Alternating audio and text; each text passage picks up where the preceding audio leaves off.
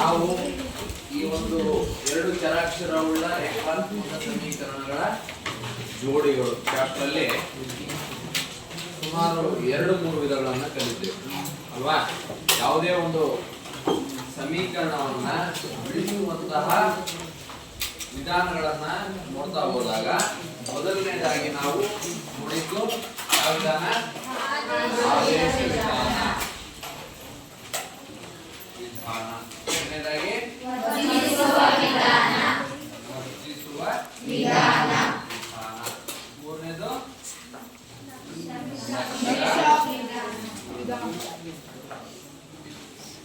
ಒಂದನೇದು ಆದೇಶ ವಿಧಾನ,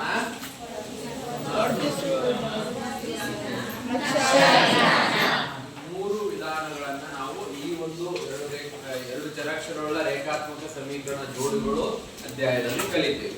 ಕರೆಕ್ಟಾ? ಈ ಹಿಂದೆ ಆಲ್ರೆಡಿ ನಾವು ಆದೇಶ ವಿಧಾನವನ್ನು ಹೇಳಿದೀವಿ, ವರ್ಜಿಸುವ ವಿಧಾನವನ್ನು ಕೂಡ ಹೇಳಿದೆವು. ಹಾಗಾದ್ರೆ ಇವತ್ತು ನಾವು ಈ ನಕ್ಷಾ ವಿಧಾನವನ್ನ ಈ ಒಂದು ತರಗತಿಯಲ್ಲಿ ನೋಡ್ತಾ ಹೋಗೋಣ. ಯಾವ ವಿಧಾನ? ನಕ್ಷಾ ವಿಧಾನ. ಇಲ್ಲಿ ನಕ್ಷಾ ವಿಧಾನ ಅಂದ ತಕ್ಷಣ ನಮಗೆ ನೆನಪಾಗೋದು ನಕ್ಷೆಗಳು. ಕರೆಕ್ಟಾ? ನಾವು ನಕ್ಷೆಗಳು ಅಂದ ತಕ್ಷಣ ಈ ಭೂಮಿಯ ನಕ್ಷೆಗಳು ಆ ರೀತಿ ಅಲ್ಲ. ಗ್ರಾಫ್ ಅನ್ನು ಕೇಳಿದಿರ್ತಾನೆ ನೋಡಿ. ಗ್ರಾಫ್ ಅನ್ನ ಯಾವ ರೀತಿ ನಾವು ಪ್ಲಾಟ್ ಮಾಡಬಹುದು ಅಂತ 9 ಮತ್ತು 8ನೇ ತರಗತಿಯಲ್ಲಿ ಕಲ್ತಿದ್ದೀವಿ. ಇದನ್ನ ಗ್ರಾಫ್ ಶೀಟ್ಸ್ ಅಂತ ಕರಿತೇವೆ. ಗ್ರಾಫ್ ಶೀಟ್ ಕರೆಕ್ಟಾ? ಈ ಗ್ರಾಫ್ ಅಲ್ಲಿ ಪ್ರತಿ 1 ಸೆಂಟಿಮೀಟರ್ಗೂ ಕೂಡ ಒಂದು ಅಡ್ಡ ರೇಖೆಗಳು ಇರ್ತವೆ. ಬೇಕಾದ್ರೆ ನಿಮ್ ಗ್ರಾಫ್ ಅನ್ನು ಅಳತೆ ಮಾಡಿ ನೋಡಿ. ಆಮೇಲೆ ಏನಿರ್ತವೆ? ಅಡ್ಡ ರೇಖೆಗಳು. ಅದೇ ರೀತಿ ಎಕ್ಸಾಕ್ಟ್ ಆಗಿ ವರ್ಟಿಕಲಿ ಉದ್ದ ಇಲ್ಲದ ನೋಡಿ ಈ ರೀತಿ ಕಾಣ್ತಿದ್ದೇನೆ. ಈ ರೀತಿ ಲಂಬ ರೇಖೆಗಳು ಕೂಡ 1 ಸೆಂಟಿಮೀಟರ್ ಡಿಸ್ಟೆನ್ಸ್ ಅಲ್ಲಿ ಇರ್ತವೆ. ಗೊತ್ತಾಯ್ತಾ? ಇದನ್ನು ನಾವು ಸಮತಲ ಕೂಡ ಕರಿತೀವಿ. ಗೊತ್ತಾಯ್ತಾ? ಕೆಲವೊಬ್ರು ಗ್ರೀನ್ ಇದಾವೆ, ಕೆಲವೊಬ್ರು ರೆಡ್ ಇದಾವೆ. ಆಲ್ಮೋಸ್ಟ್ ಎಲ್ಲ ರೆಡ್ ತಗೊಂಡ್ಬಿಟ್ಟಿದಾರಲ್ಲ. ಯಾವ್ದಾದ್ರು ಅಷ್ಟೇ ನಾವು ಈ ಗ್ರಾಫ್ ಅನ್ನ ಸ್ಟಾರ್ಟ್ ಮಾಡ್ಬೇಕಾದ್ರೆ ತುಂಬಾ ನೀಟಾಗಿ ಸ್ಟಾರ್ಟ್ ಮಾಡ್ಬೇಕು. ಸುಮ್ನೆ ಅಳಿಸಿದ್ರೆ ಈ ರೆಡ್ ಸ್ಪ್ರೆಡ್ ಶೀಟ್ ಇದೆ ಅಲ್ಲ, ವೈಟ್ ಆಗ್ಬಿಡುತ್ತೆ. ಅಲ್ಲಿ ನೀಟ್ನೆಸ್ ಕಾಣಲ್ಲ. ಒಂದು ನಂತರ ನಿಮ್ಮ ಎಕ್ಸಾಮ್ ಅಲ್ಲಿ ಇಂಥ ಶೀಟ್ ಕೊಡಲ್ಲ, ಪ್ರಿಂಟೆಡ್ ಶೀಟ್ ಇರುತ್ತೆ, ಬ್ಲಾಕ್ ಕಲರ್ ಇರುತ್ತೆ. ಪ್ರಿಂಟೆಡ್ ಶೀಟ್ ಆನ್ಸರ್ ಬುಕ್ಲೆಟ್ ಅಲ್ಲೇ ಪ್ರಿಂಟ್ ಆಗುತ್ತೆ. ಈ ಚಾಪ್ಟರ್ ಅಲ್ಲಿ ಈ ವಿಧಾನ, ಈ ನಕ್ಷಾ ವಿಧಾನ ತುಂಬಾ important. Very very very very important. ಎಷ್ಟು ವೆರಿ ಇಂಪಾರ್ಟೆಂಟ್ ಅಂತ ಈ ಪ್ರಶ್ನೆ ಇರೋದಂಗೆ ನಿಮಗೆ ಕ್ವಶನ್ ಪೇಪರ್ ಇರೋದಿಲ್ಲ. ಅಷ್ಟು ಇಂಪಾರ್ಟೆಂಟ್. ಒಂದು ಪ್ರಶ್ನೆ 4 ಅಂಕಗಳಿಗೆ ಫಿಕ್ಸ್. ಇದು ಒಂದೇ ಚಾಪ್ಟರ್ ನನ್ನ ಪ್ರಕಾರ 6 ಮಾರ್ಕ್ಸ್ ಕೇಳ್ತಾರೆ. 4 ಮಾರ್ಕ್ಸ್ ಗ್ರಾಫ್, 2 ಮಾರ್ಕ್ಸ್ಗೆ ಆದೇಶ ವಿಧಾನ ಎಲ್ಲ ಬರ್ತಿತ್ತು. 6 ಮಾರ್ಕ್ಸ್ಗೆ ಕ್ವಶನ್ ಪೇಪರ್ ಈ ಚಾಪ್ಟರ್ ಮೇಲೆ. ಈ ಚಾಪ್ಟರ್ ಟೋಟಲ್ 7 ಮಾರ್ಕ್ಸ್ ಇರುತ್ತೆ. ಪರ್ಫೆಕ್ಟ್ ಆಗಿ ಹೇಳೋದಾದ್ರೆ 6 ಮಾರ್ಕ್ಸ್ ಬರ್ತದೆ. ಹಂಗಾಗಿ ಈ ಚಾಪ್ಟರ್ ಅನ್ನ ನಾವು ಹೆಚ್ಚು ಪ್ರಾಕ್ಟೀಸ್ ಮಾಡ್ತೀವಿ. ಇದು ತುಂಬಾ ಇಂಪಾರ್ಟೆಂಟ್. ತುಂಬಾ ಸರಳವಾಗಿ ಏನ್ ಮಾಡಬಹುದು ಅನ್ನೋದನ್ನ ನಾನು ಹೇಳ್ಕೊಡ್ತೇನೆ. ಸರಿನಾ? ನಾವು ಅವೆಲ್ಲವನ್ನ ಕಲಿಯೋದಕ್ಕಿಂತ ಮುಂಚೆ ಗ್ರಾಫ್ ಅಂದ್ಮೇಲೆ ಏನು, ಗ್ರಾಫ್ ಅಲ್ಲಿ ಏನೇನು ಇರುತ್ತೆ ಅನ್ನೋದನ್ನ ನೋಡಬಹುದು. ಯಾವುದೇ ಒಂದು ಗ್ರಾಫ್ ಶೀಟ್ ಅನ್ನು ತೆಗೆದುಕೊಂಡಾಗ ನಾವು ಈ ರೀತಿ 4 ಭಾಗಗಳನ್ನಾಗಿ ಮಾಡ್ಕೊಳ್ತೇವೆ. ಕರೆಕ್ಟಾ? ಇದು ಗ್ರಾಫ್ ಶೀಟ್, ರೈಟ್?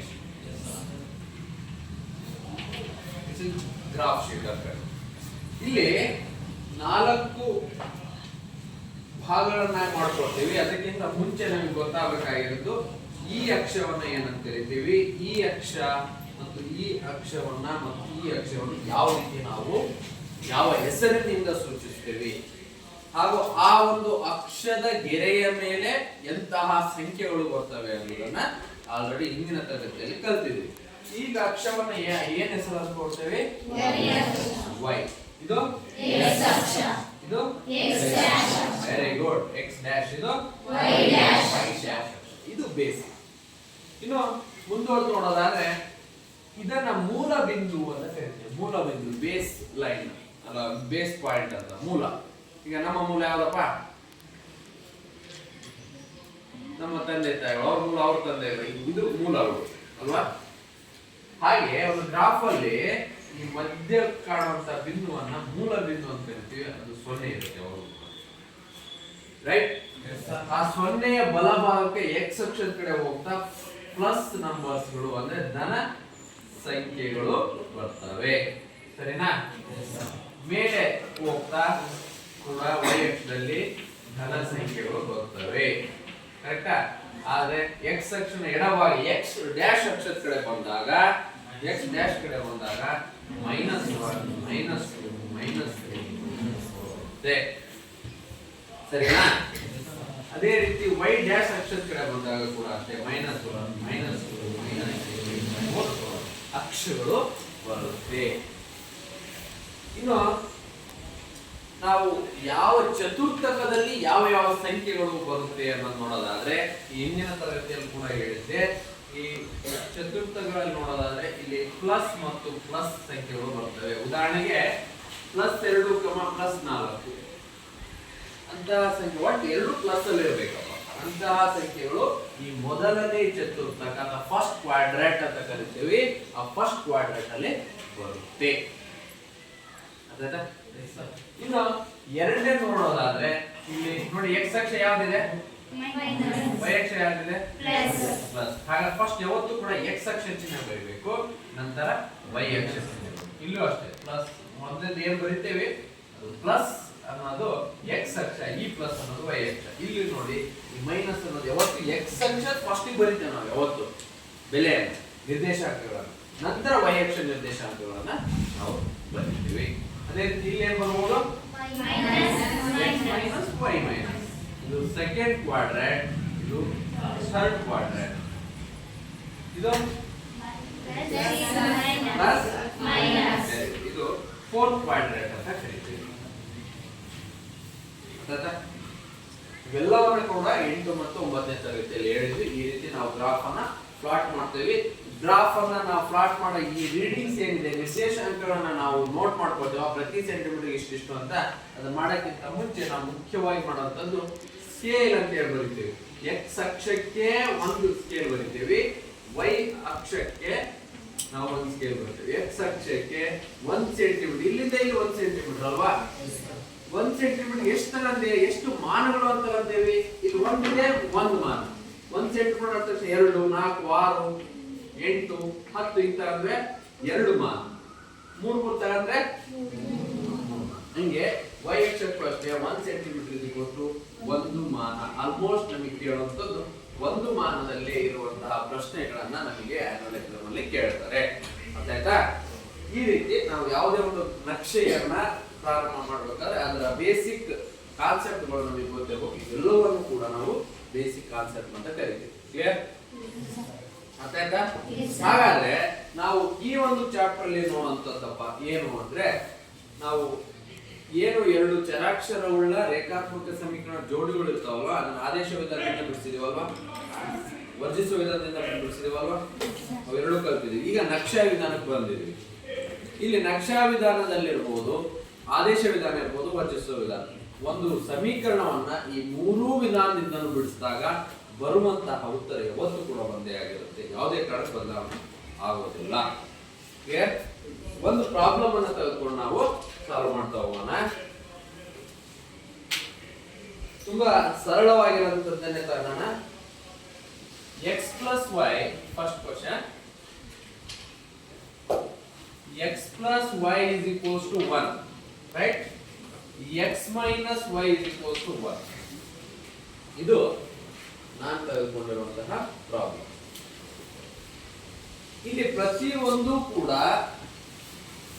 ಒಂದೊಂದು ಸಮೀಕರಣಕ್ಕೆ ಒಂದೊಂದು ಟೇಬಲ್ ಅನ್ನು ನಾವು ರೆಡಿ ಮಾಡ್ಕೊಳ್ಳೋಣ. ಈ ಕಡೆ ನೋಡೋಣ. ಮೊದಲನೇದೇನಿದೆ, ಈ ರೀತಿ ಪ್ರಶ್ನೆ ಕೊಟ್ಟು ನಕ್ಷಾ ವಿಧಾನದಿಂದ ಬಿಡಿಸಿ ಅಂತೇಳಿ ಈ ರೀತಿ ಪ್ರಶ್ನೆ ಕೊಟ್ಟಿರ್ತಾರೆ. ಫಾರ್ 4 ಮಾರ್ಕ್ಸ್ ಲಾಸ್ಟ್ ಇರ್ತವೆ. 4 ಮಾರ್ಕ್ಸ್ ನಾವು 4 ಇರ್ತವೆ ಪ್ರಶ್ನೆ. 4 16. ಅದರಲ್ಲಿ ಇದು ಒಂದು ಗ್ಯಾರಂಟಿ, ಇನ್ನೊಂದು ಪ್ರಮೇಯ ಗ್ಯಾರಂಟಿ, ಇನ್ನೊಂದೆರಡು ಪ್ರಶ್ನೆ ಅಪ್ಲೈಡ್ ಕೇಳ್ತಾರೆ. ಅದರಲ್ಲಿ ಪಾಸ್ ಆಗ್ಲೇಬೇಕನ್ನೋರು ಇದು ಒಂದು ಪ್ರಮೇಯ ಒಂದು ಬರೀಲೇಬೇಕು, ಅಲ್ಲೇ ಎಂಟು ಮಾಡ್ಕೊಂಡು ಅಲ್ವಾ.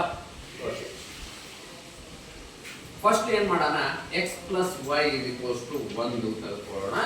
ಇನ್ನೊಂದು x minus y ಅನ್ನುವಂತ ಒಂದು ಸಮೀಕರಣ ತೆಗೆದುಕೊಂಡು ಎರಡಕ್ಕೂ ಕೂಡ ಏನ್ ಮಾಡೋಣ, ಟೇಬಲ್ ಅನ್ನ ರೆಡಿ ಮಾಡೋದು. ಏನ್ ಈ ಟೇಬಲ್ ಅಪ್ಪ ಅಂದ್ರೆ ಒಂದು ಎಕ್ಸ್ ವ್ಯಾಲ್ಯೂ ಬರಿಬೇಕು, ಇನ್ನೊಂದು ವೈ ವ್ಯಾಲ್ಯೂ ಬರಿಬೇಕು, ಇನ್ನೊಂದು ಎಕ್ಸ್ ಕಮ ವೈ ವ್ಯಾಲ್ಯೂ ಬರಿಬೇಕು. ಅವನ್ನೇ ಸೇರಿಸಿ ಇಲ್ಲಿ ಬರ್ತೀವಿ. ಇಲ್ಲಿ ಏನ್ ಮಾಡ್ತೀನಿ ನಾನು ಪ್ರಾರಂಭದಲ್ಲಿ ಅಂದ್ರೆ ಇಲ್ಲಿ ಕೂಡ ಟೇಬಲ್ ಮಾಡ್ಕೊಂಡ್ರ ಎಕ್ಸ್ ವೈ ಎಕ್ಸ್ ಕಮ ವೈ. ಇಲ್ಲಿ ನಾವು ವ್ಯಾಲ್ಯೂಸ್ ಅನ್ನ ಮಾಡ್ಕೊಂತ ಹೋಗೋಣ, ಯಾವ ರೀತಿ ಕ್ಯಾಲ್ಕುಲೇಷನ್ ಮಾಡಬೇಕು, ಯಾವ ರೀತಿ ವ್ಯಾಲ್ಯೂ ಬರಿಬೇಕು ಅಂತ. ಫಸ್ಟ್ ಈ ಇಕ್ವೇಶನ್ ನಮಗೆ ತುಂಬಾ ಇಂಪಾರ್ಟೆಂಟ್ ಎರಡು. ರೈಟ್, ಒಂದ್ ಸಾರಿ ಏನ್ ಅನ್ಕೊಂತೇನೆ, ಈ ಇಕ್ವೇಶನ್ ಅಲ್ಲಿ ನಾನು ಎಕ್ಸ್ ಅನ್ನ 0 ಅನ್ಕೊಳ್ತೀನಿ. ರೈಟ್, ಇಕ್ವೇಶನ್ ಏನ್ ಹೇಳುತ್ತೆ, x plus y is equals to 1 ಅಂತ ಹೇಳುತ್ತೆ. ಗೊತ್ತಾಗ್ತಿದೆ?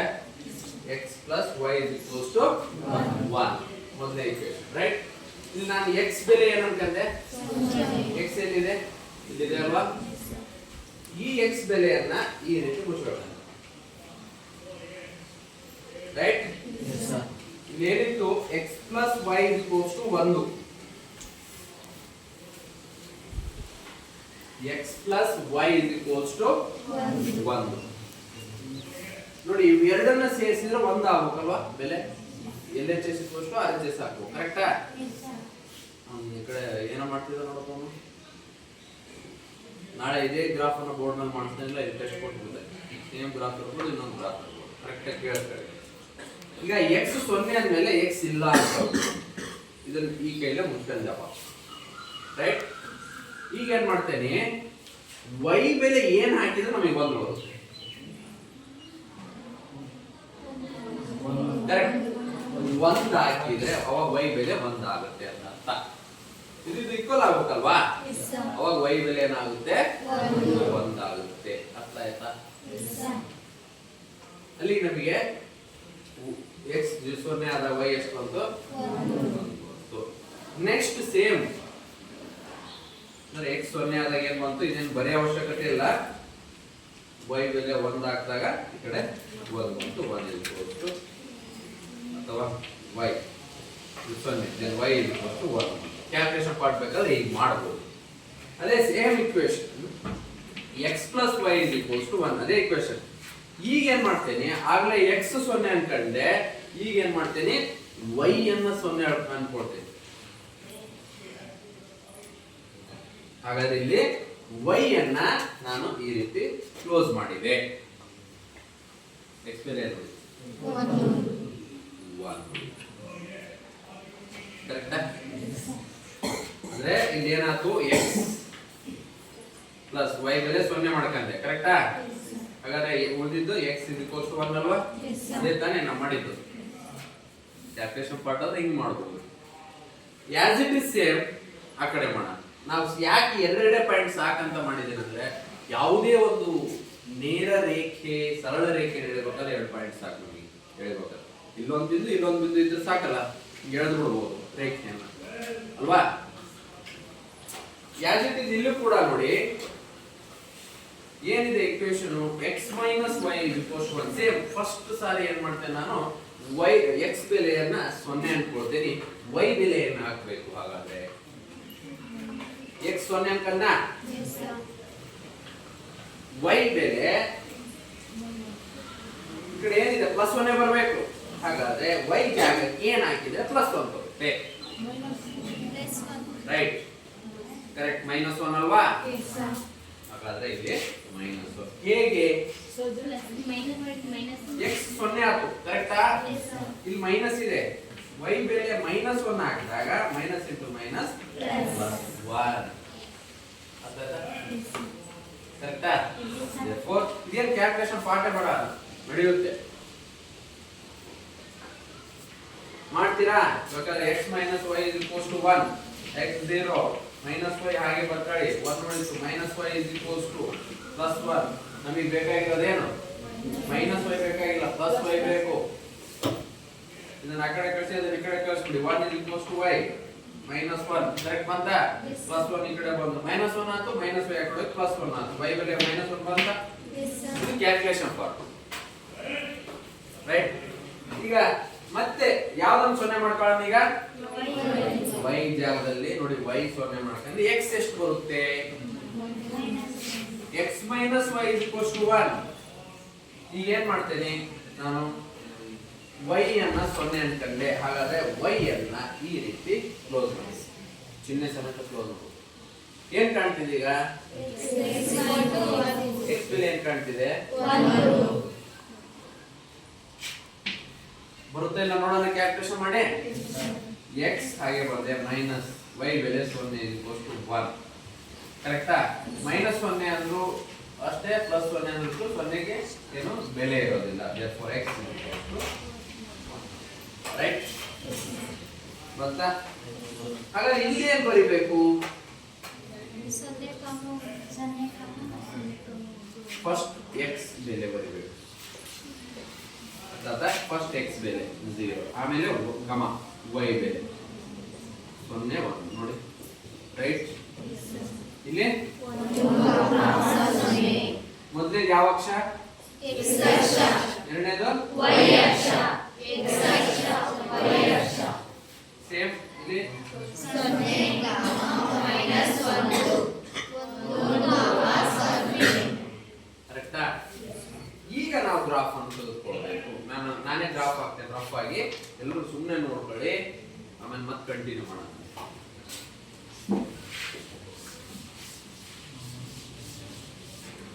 ಗ್ರಾಫ್ ಯಾವ ರೀತಿ ಇರುತ್ತೆ ಅನ್ನೋದನ್ನ ಒಂದು ರಫ್ ಆಗಿ ಹಾಕ್ತೇನೆ ಜೊತೆ ಮಾಡ್ತೀರಾ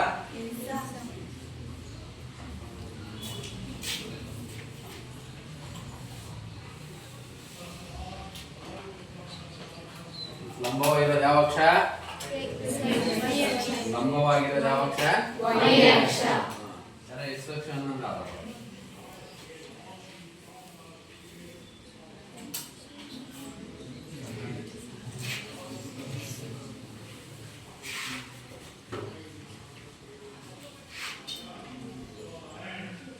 ಕಾಣ್ತಿದೆ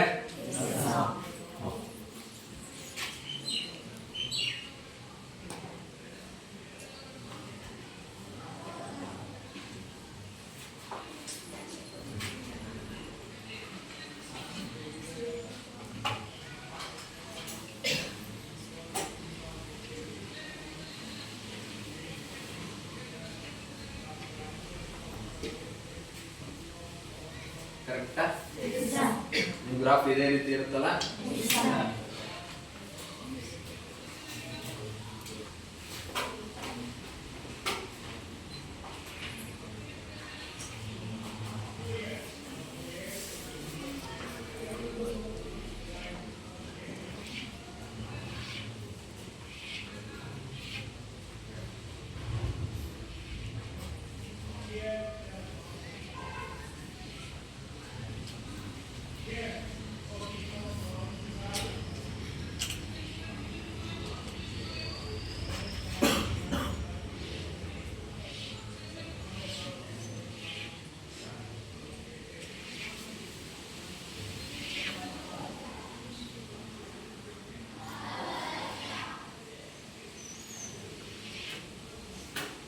ಸಾಕಲ್ವಾ ಗ್ರಾಫ್ ಹೊಡೆಯತ್ತಾ ಆಗಿಲ್ಲ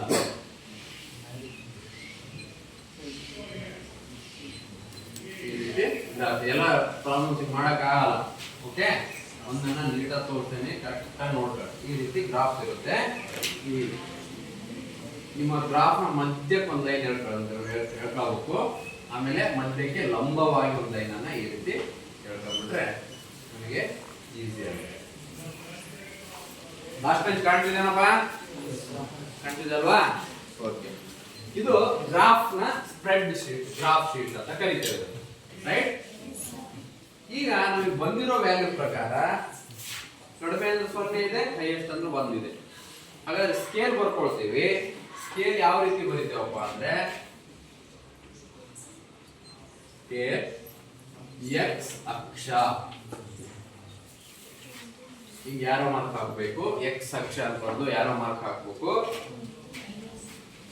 ಇಲ್ಲಿಂದ ಇಲ್ಲಿಗೆ 1 ಸೆಂಟಿಮೀಟರ್ಗೆ ಒಂದು ಮಾನ ಅಂತ ಸಾಕು ಇಲ್ಲಿಂದ ಇಲ್ಲಿಗೆ ಒಂದು ಮಾನ x ಅಕ್ಷ ಇಲ್ಲಿಂದ ಇಲ್ಲಿಗೆ ಒಂದು ಇಲ್ಲಿ ಮತ್ತೆ ಒಂದು ಜಾಸ್ತಿ 2 ಹಿಂಗ್ ಬರುತ್ತೆ ಕರೆಕ್ಟಾ. ಅದೇ ರೀತಿ y ಅಕ್ಷ 1 ಸೆಂಟಿಮೀಟರ್ಗೆ 1 ಮಾನ ಸಾಕು. ಯಾಕಂದ್ರೆ ಇಲ್ಲಿ 10 15 ಬಂದಿದ್ರೆ ನಾವು ಬೇರೆ ವ್ಯಾಲ್ಯೂಸ್ ತಗೋಬಹುದು. ಈಗ ಪ್ರತಿ ಸೆಂಟಿಮೀಟರ್ಗೂ ನಾವೇನ್ ಮಾಡೋಣ, ನಂಬರ್ಸ್ ಅನ್ನ ಕೊಡ್ತಾ ಹೋಗೋಣ.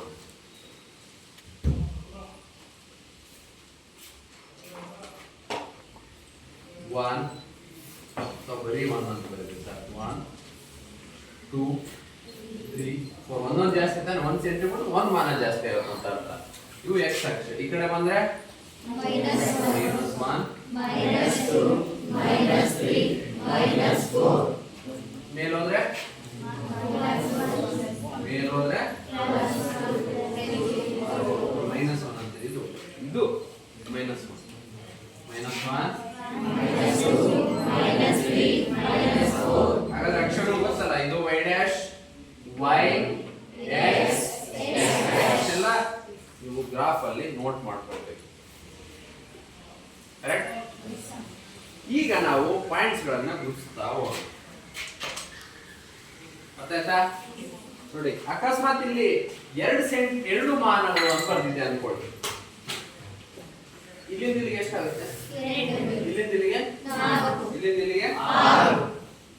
ಅಕಸ್ಮಾತ್ ಇಲ್ಲಿ 2 ಮಾನ ಬರ್ತಿದ್ರೆ ಇಲ್ಲಿಂದ ಇಲ್ಲಿಗೆ 2 4 6.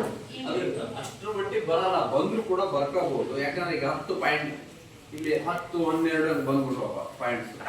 ಅವಾಗ ನಾವು 1 ಕೊಟ್ಟಿದ್ರೆ ಗ್ರಾಫ್ ಮುಗಿದ್ಬಿಡು. 10ಕ್ಕೆ 12 ಬೇಕು ಅಂದಾಗ ಇನ್ನೊಂದು ಗ್ರಾಫ್ ಟಚ್ ಮಾಡ್ತೀರಾ?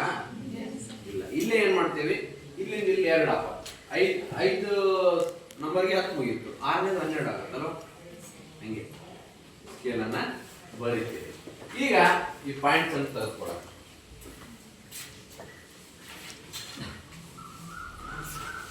ಯಾವ ಪಾಯಿಂಟ್ಸ್ ತಗೋಬೇಕು? ಫಸ್ಟ್ನೇ ಈಕ್ವೇಶನ್ ನ ಈ ಪಾಯಿಂಟ್ಸ್ ಗಳನ್ನು ನೋಡೋಣ. ಏನಿದೆ? 0, 1. ಈ 0 ಅನ್ನೋದು ಎಲ್ಲಿ? ಯಾವ ಅಕ್ಷ? x ಅಕ್ಷ. x ಅಕ್ಷದಲ್ಲಿ 0 ಎಲ್ಲಿ ಬರುತ್ತೆ? ಇದು ಮೂಲ ಬಿಂದು. ಇದು ಪೂರ್ತಿ x ಅಕ್ಷ, ಇಲ್ಲಿಂದ ಇಲ್ಲಿಗೆ. ಇಲ್ಲಿ 0 ಬರೋದು ಹನುಮಂತ ಮಾತಾಡ್ತಾರೆ. ಇನ್ನೇ ನೆಕ್ಸ್ಟ್ ಕ್ವಶನ್ ಕೇಳೋಣ. ಅರ್ಥಾಯ್ತಾ? ಇಲ್ಲಿ 0 ಬರುತ್ತೆ. ಇದು y ಗೂ 0 x ಗೂ 0. ಇದು ಮೂಲ ಬಿಂದು. ಈ ಲೈನ್ y ಗೆ ಇದು 0. ಈಗ x ಅಕ್ಷಕ್ಕೆ ಈ ಅಕ್ಷ ಪೂರ್ತಿ 0ನಾ? y ಅಕ್ಷಕ್ಕೆ ಈ ಲೈನ್ ಗೆ ಇದು 0, ಈ ಲೈನ್ ಗೆ ಈ y ಅಕ್ಷಕ್ಕೆ ಇದು 0, ಈ y ಅಕ್ಷಕ್ಕೆ ಇದು 0. ಗೊತ್ತಾಯ್ತಾ? ನಿಮಗೆ ಪಾಯಿಂಟ್ಸ್ ಅನ್ನು ಗುರುತಿಸಬೇಕಾದ್ರೆ ಕರೆಕ್ಟ್ ಆಗಿ ಗೊತ್ತಾಗುತ್ತೆ. ಈಗ ಇಲ್ಲಿ ಫಸ್ಟ್ ಪಾಯಿಂಟ್ ಏನಿದಪ್ಪ? 0. ಈ 0 ಯಾವ ಅಕ್ಷ? x ಅಕ್ಷ. ಒಂದು y ಅಕ್ಷ. ಫಸ್ಟ್ ನಾವು x ಅಕ್ಷವನ್ನು ಗುರುತಿಸಬೇಕು. x ಅಕ್ಷದ 0 ಇದು, y ಅಕ್ಷದ 0 ಅದೇ 0ಯ ನೇರವಾಗಿ y ಅಕ್ಷ ಒಂದಿದೆ. ಈಗ ಮೇಲಲ್ವಾ? ಯಾಕೆ ಹೇಳಿ? +1 ಇದೆ ಅಲ್ಲಿ. ಇದು 0,1 ಬ್ರಾಕೆಟ್ ಅಲ್ಲಿ ಬರೀಬೇಕು.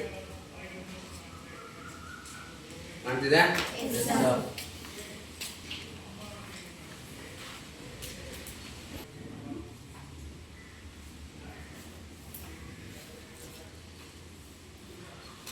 ಸೊನ್ನೆ ಕಮ ಒಂದು ಅರ್ಥ ಆಯ್ತಾ? ಈಗ ನೆಕ್ಸ್ಟ್ ಪಾಯಿಂಟ್, ಒಂದು ಯಾವ ಅಕ್ಷ? ಎರಡನೇ 0 ಈ ಫಸ್ಟ್ x ಅಕ್ಷದಲ್ಲಿ ಒಂದು ಹುಡುಕು. ಇದು ಪೂರ್ತಿ x ಅಕ್ಷ. +1 ಇದೆ ಅಂದ್ರೆ ಅಂಡರ್ಸ್ಟುಡ್ ಆಗಿ ಗೊತ್ತಾಗ್ಬಿಡುತ್ತೆ ಯಾವ ಚಿಹ್ನೆ ಇರುತ್ತೆ ಆ ಕಡೆ ಹೋದ್ರೆ ಆಯ್ತು. x ಅಕ್ಷದಲ್ಲಿ +1. ಇದಕ್ಕೆ 0, y ಅಕ್ಷದಲ್ಲಿ 0 ಇದೇ ಪಾಯಿಂಟ್. x ಅಕ್ಷದಲ್ಲಿ 1, y ಅಕ್ಷ ಅಂದ್ರೆ ಹಿಂಗೆ. y ಅಕ್ಷ ನೋಡಿ ಇಲ್ಲಿ x ಅಕ್ಷದಲ್ಲಿ 1 ಸಿಗ್ತಾ ನಮಗೆ. y ಅಕ್ಷದಲ್ಲಿ 0 ಹುಡುಕು. y ಅಕ್ಷದಲ್ಲಿ 0 ಎಲ್ಲಿ ಬರುತ್ತೆ? ಹಿಂಗ್ ಹೋದ್ರೆ ಇಲ್ಲಿ 1 ಆಯ್ತು, ಹಿಂಗ್ ಹೋದ್ರೆ 2 ಆಯ್ತು. y ಅಕ್ಷ ಹಿಂಗ್ ಮೂವ್ ಆಗ್ತಾನೆ, ಇಲ್ಲಿ 3 ಆಯ್ತು. ಹಾಗಾದ್ರೆ ಇಲ್ಲಿ 1 ಕೆಳಗೆ ಬಂದ್ರೆ -2 -2 ಹಾಗಾದ್ರೆ 0 ಇರೋದು ಇಲ್ಲೇ ತಾನೆ y ಅಕ್ಷದ.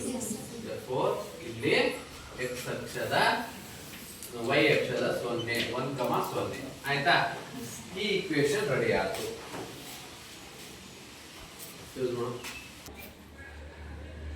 ಇವು 2 ಪಾಯಿಂಟ್ ಗುರ್ಸ್ಕೊಂಡ್ವಲ್ವಾ, ಆ 2 ಪಾಯಿಂಟ್ ಮೇಲೆ ಸ್ಕೇಲ್ ಇಟ್ಟು ಈ ರೀತಿ ಒಂದು ರೇಖೆಯನ್ನ ಎಳೆಯಬೇಕು.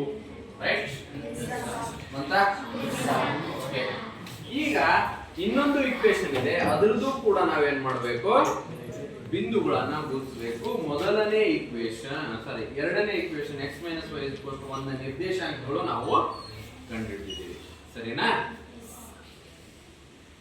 ಮೊದಲನೇ ನಿರ್ದೇಶಾಂಕಗಳು 0, -1. ಈ 0 ಎಲ್ಲಿ ಸಿಗುತ್ತೆ ನಮಗೆ? x ಅಕ್ಷದಲ್ಲಿ ಸಿಗುತ್ತೆ. x ಅಕ್ಷದಲ್ಲಿ 0 ಇದು. y ಅಕ್ಷದಲ್ಲಿ ಇಲ್ಲಿದೆ -1 ಕೆಳಗ ಮೇಲೆ ಇದು. ರೈಟ್? ಓಕೆ. ಇದು ಹಾಗಾದ್ರೆ 0, ನೆಕ್ಸ್ಟ್ ಇನ್ನೊಂದು ಬಿಂದು 1, 0.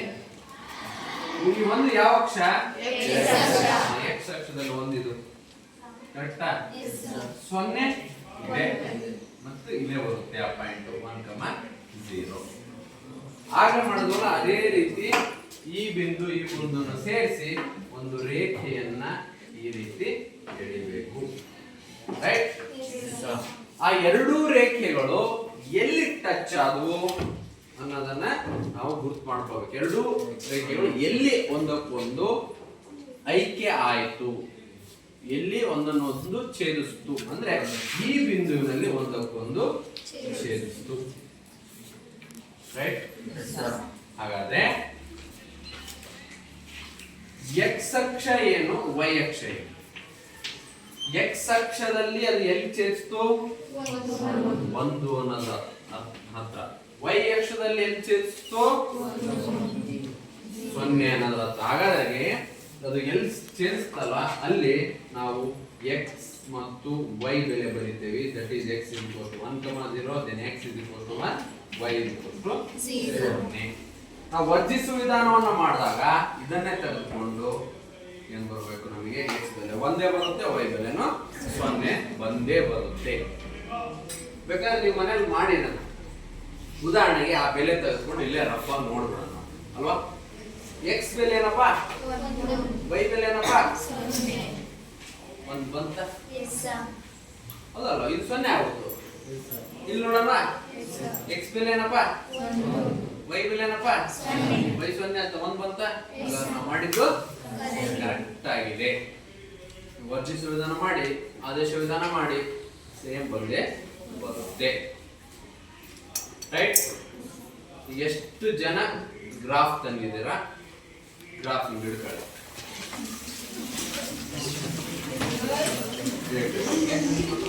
Very good. ನೀವು ಮಾಡಬೇಕು. ಅಲ್ಲಿವರೆಗೂ ಎಲ್ಲರೂ ತಂದಿದ್ದಾರೆ. Very good. ತಂದಿದ್ದೀರಲ್ವಾ?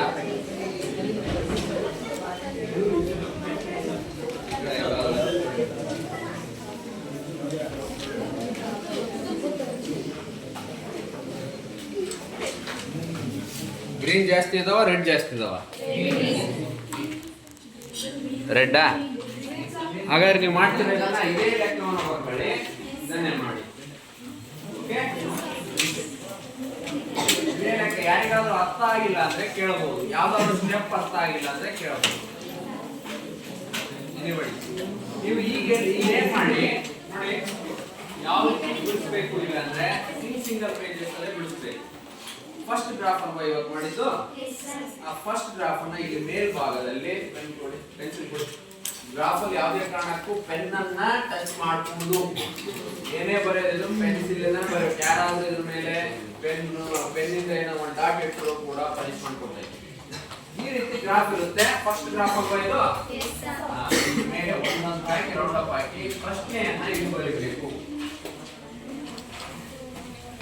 ಕ್ಲಾಸ್ ಅಲ್ಲಿ ಮಾಡಿಸಿದಾಗ ನಾನು ಹೇಳ್ತಿರೋದು ನೋಟ್ಸ್ ಬರೀ ಬೇರೆ ರೀತಿ ಹೇಳ್ಕೊಡ್ತೇನೆ. ಮತ್ತೆ ನೋಟ್ಸಿಗೆ ಒಂದು ಕಂಪ್ಲೀಟ್ ಬುಕ್ಲೆಟ್ ಗ್ರಾಫ್ ಅನ್ನ ಇಡಬೇಕು. ಇಲ್ಲಿ ಸಿಂಗಲ್ ಪೇಜ್ ತರಬೇಕು. ಪ್ರಶ್ನೆ ಇಲ್ಲಿ ಬರೀತೀರಾ, ಏನಿದೆ? ಒಂದೇ ಪ್ರಶ್ನೆ, x plus y is equal to 1 x minus y is equal to 1 ಕರೆಕ್ಟಾ ಯಾವ ಡೇಟ್ ಮಾಡಿದ್ವಿ ಆ ಡೇಟ್ ಬರಿಬೇಕು ಕರೆಕ್ಟಾ ಆದ್ಮೇಲೆ ಏನು ಕ್ಯಾಲ್ಕುಲೇಷನ್ ಪಾರ್ಟ್ ಇದೆ ಅಲ್ಲ ಕಾಣ್ತಿದೆ ಆ ಕ್ಯಾಲ್ಕುಲೇಷನ್ ಪಾರ್ಟ್ ಅನ್ನು ಈ ಗ್ರಾಫ್ ನ ಹಿಂಭಾಗದಲ್ಲಿ ಮಾಡಬೇಕು ಇಲ್ಲಿ ರೆಡಿಂಗ್ ಇಂದ ಬರ್ತಾವೆ ಫಸ್ಟ್ ಪ್ರಶ್ನೆ ಒಂದನೇ ಪ್ರಶ್ನೆ x plus y is equal to 1 x minus y is equal to 1 ಅನ್ನು ನಕ್ಷಾ ವಿಧಾನದಿಂದ ಬಿಡಿಸಿ ಬಂದ್ಮೇಲೆ ನೋಡಿ ಫಸ್ಟ್ ಇದನ್ನು ಬರಿಬೇಕು ಆಮೇಲೆ ಇದನ್ನು ಬರಿಬೇಕು ಒಂದ್ ಸೈಡ್ ನೋಡಿ ಇಲ್ಲಿ ಬರೀರಿ ಇಲ್ಲಿ ಟೇಬಲ್ ಹಾಕೊಳ್ತೀರಾ ಇಲ್ಲಿ ಕ್ಯಾಲ್ಕುಲೇಷನ್ ಎರಡನೇ ಈಕ್ವೇಷನ್ ಇಲ್ಲಿ ಬರೀತೀರಾ ನೋಡಿ ಸೊಲ್ಯೂಷನ್ ಅಂತ ಬರೆದು ಮೊದಲನೇ equation x plus y is equal to 1 table ಅದಕ್ಕೆ ಸಂಬಂಧಪಟ್ಟ ಕ್ಯಾಲ್ಕುಲೇಷನ್ ಎರಡನೇ equation x minus y is equal to 1 ಈ ಟೇಬಲ್ ಇಲ್ಲಿ ಕ್ಯಾಲ್ಕುಲೇಷನ್ ರೈಟ್ ಅದನ್ನ ತಗೊಂಡು ಇಲ್ಲಿ ಗ್ರಾಫ್ ಹಾಕ್ತೀವಿ ಕ್ಲಿಯರ್ ಆ ನೋಟ್ಸ್ ಅಲ್ಲಿ ಮಾಡಾಕಿಲ್ಲ ಒಂದು ನೋಟ್ಸ್ ಕೊಡಿ ಗ್ರಾಫ್ ನೋಟ್ಸ್ ಪೂರ್ತಿ ಮುಖ್ಯವಾಗಿ ಕೊಡಿ ಪಾಸ್ ಮಾಡಿ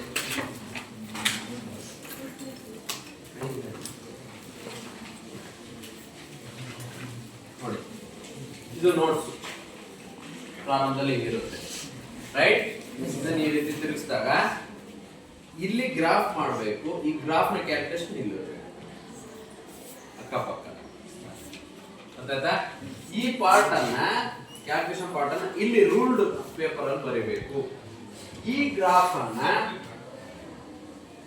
ಇಲ್ಲಿ ಬರೀಬೇಕು